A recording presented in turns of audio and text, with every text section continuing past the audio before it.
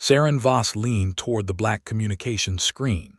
The silver locket at her throat caught the station's harsh light, holding a photograph of the Appalachian Mountains. Across the galaxy, the silence of exactly 387 stars hung in the void. She did not blink. She pressed the broadcast key and spoke the words that ended a war before it began. If you want to know how a quiet species broke a 7,000-year empire, hit subscribe and listen closely. 72 hours earlier, Vel'Korath stood on the obsidian deck of the Vithari flagship. He slammed his heavy gauntlet onto the command table. He looked at the gathered war council of 14 commanders. He pulled up the tactical grid for the human sectors. He highlighted 12 planets. He declared humanity non-viable. Their systems held massive unmined resources, and they offered no military resistance. They built no dreadnoughts. They formed no armadas. Annexation would begin in 3 days. Korath authorized his fleet commanders to burn any human ship that resisted. He locked the command codes and finalized the invasion route. Ambassador Kairos of the Valley stepped forward from the edge of the room. She was small, wearing woven copper wire jewelry that chimed as she moved. She asked Korath why humanity had never built a war fleet despite surviving for 3 centuries in hostile space. She demanded he send a scout probe first. Korath ignored her question. He pushed a button on his console to mute her microphone. He ordered the Vanguard fleet to move into striking position immediately. He dispatched 3 battle groups to the edge of human space. Elder Thassorin stepped out from the shadows of the chamber. He leaned heavily on a wooden staff. He walked directly to Korath's table. He warned the Archon of a frequency the Elders called the Silence. He said the humans had been preparing a defense that required no ships. Korath laughed loudly. He dismissed the warning. The Dominion had conquered 43 systems. They had 2,000 years of combined military experience. They did not fear old myths told by fragile men.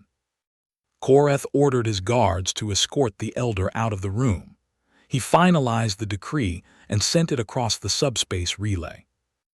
On Earth Diplomatic Station Cradle Point, Saren Voss read the annexation decree. She sat at a cold metal desk in the secure wing. She read the terms twice. They demanded total disarmament and unconditional surrender. She closed her eyes and touched her locket. She had not spoken a single word in 3 days. She knew the Vithari would not listen to reason. They only understood force. She stood up and walked to the primary terminal. Jax Hale walked into the room. He set a chipped ceramic mug of tea on her desk. He rubbed his scarred left hand. He asked if the Vithari fleet had moved across the border. Voss nodded. She pulled her keyboard forward. Hale asked if they should order the evacuation of the outer colonies. Voss shook her head. She authorized the final defense protocol. She typed 2 words and hit send. The silence. The message bypassed the standard communication relays. It slipped past the Vithari blockade completely undetected. It traveled through a secure fiber-optic line. It bypassed 3 layers of orbital security. It reached a small monitoring post in the lower decks of the station. Myra Chen sat at the primary console in that monitoring post. She looked at a photograph of her dog, Oslo. She had logged 847 anomalies over the past 9 days. The Vithari ships were already probing the outer defenses and jamming civilian radio traffic. The console beeped once. She read the 2 words on the screen. She stopped talking to the empty room. She reached under the desk. She unlocked the heavy metal cover over her secondary keyboard. She inserted a physical drive into the port. She watched the diagnostic run. The screen flashed a list of 12,000 satellites. Each one reported green. She watched the alignment vectors lock into place. The system asked for final confirmation. She placed her thumb on the biometric scanner. The scanner flashed green. She typed the sequence she had memorized 6 years ago. She verified the targeting parameters on her secondary screen. She pressed the activation key at exactly 03:47 station time. The heavy metal console hummed. A low vibration ran through the floor plates. The stellar resonance network woke up.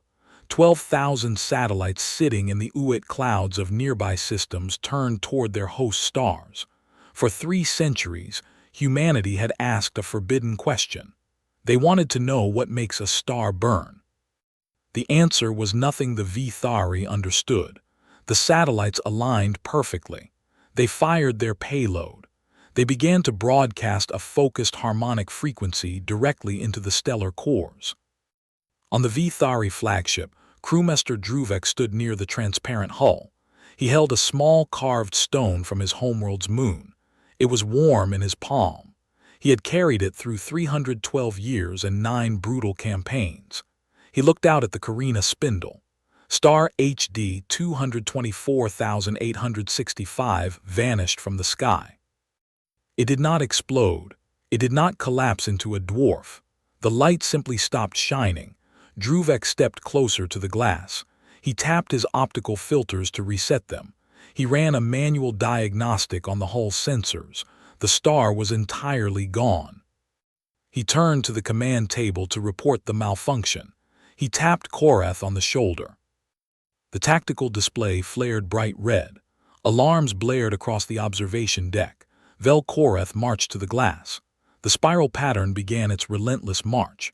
12 stars went dark by 0447. 67 vanished by 0530. A precise 4.7 light-minute gap separated each blackout.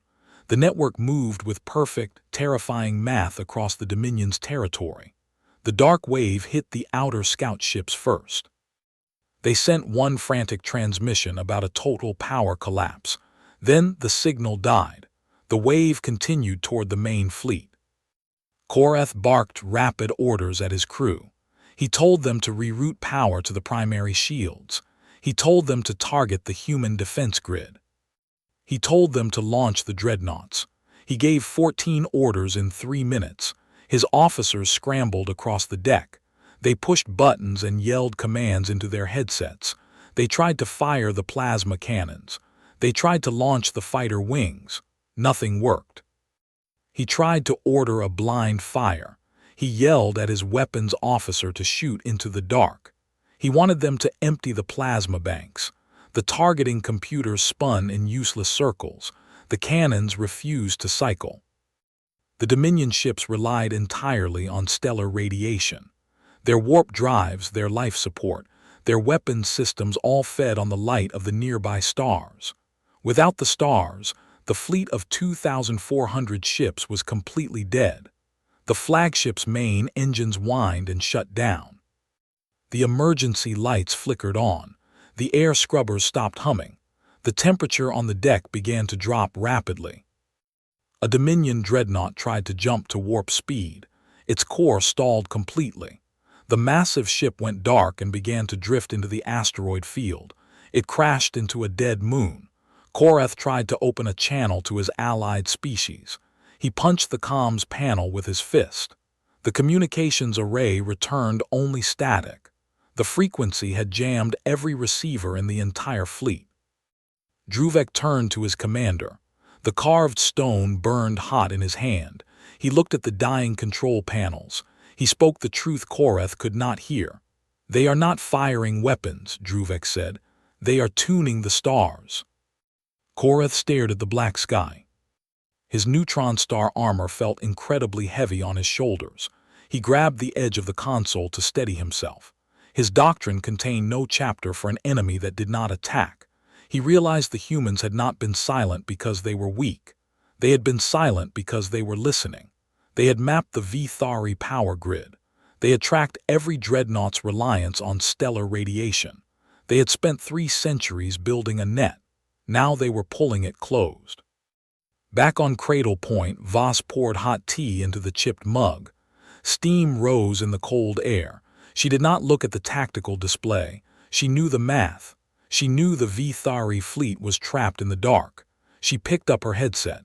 She adjusted the microphone. She walked back to her comm station. She opened the direct channel to the Vithari flagship. She did not speak right away. She let Korath listen to the static. She let him hear the sound of his massive fleet drifting without power. No warning, no weapons, no war. She let the silence stretch for a long minute. She let him understand the exact scale of his defeat. When she finally spoke, it was 7 words. "The stars do not weep," she said. "They simply stop." Korath sank to the obsidian floor. The chemical sweetness of his breath recycler tasted stale in his mouth. He unlatched his heavy helmet and threw it aside. He looked at the empty void where his empire used to shine. He had given humanity 72 hours to surrender. Humanity had given his empire 300 years of patience. The High Council had voted to annex a territory they never understood. Myra Chen touched Oslo's photograph. She logged the final data point into the system. She shut down her primary monitor. She closed the file and locked the desk. Jax Hale pressed his scarred hand against the cold glass of the station window. He watched the sensor grid turn green. The threat was completely over. Not a single shot had been fired by either side. Deep in the Vithari capital, Elder Thassorin walked down the stone steps from the highest gallery. He moved for the first time in 4,000 years. He stopped at an old communication terminal. He entered his ancient access code. He sent a secure message to Ambassador Kairos on a frequency no one else monitored. "They listened," he typed. After 8,000 years, someone finally listened. The massive fleet drifted in the absolute dark. Druvek stood near the cold glass. The carved stone from his homeworld's moon was still warm in his palm. He thought about how little his 9 campaigns mattered now. The Appalachian Mountains in Voss's locket caught the pale station light. Outside the window, the void remained perfectly black.